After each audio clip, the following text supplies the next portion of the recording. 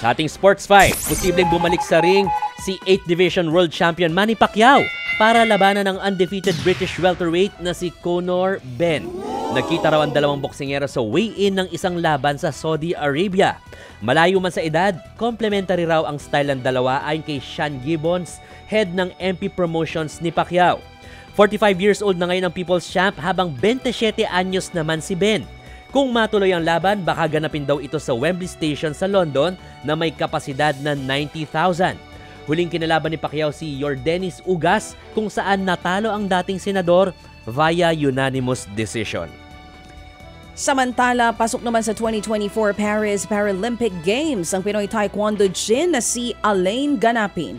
Kasunod yan ang paghahari niya sa Asian Qualification Tournament sa Taiyan, China. Tinalo ni Ganapin si Sandeep Ma ng India 25-13 sa men's 80 kg final.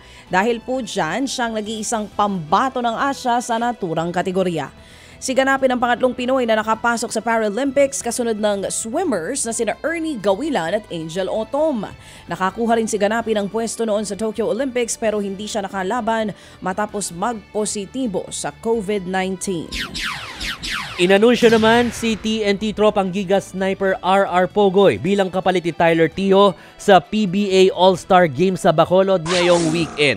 Hindi makakalaro ang Phoenix Fuel Masters guard dahil sa ankle injury. Si Pogoy naman halos kababalik lang din sa liga matapos magkaroon ng myocarditis, isang heart condition. Ito ay kalamang all-star selection ni Pogoy na magiging miyembro ng Team Japeth Aguilar. Makakalaban nila ang Team Mark Barroca. Ted Filon at DJ Chacha ngayon nasa Radyo 5 92.3 News FM Monday to Friday 6 to 10 a.m.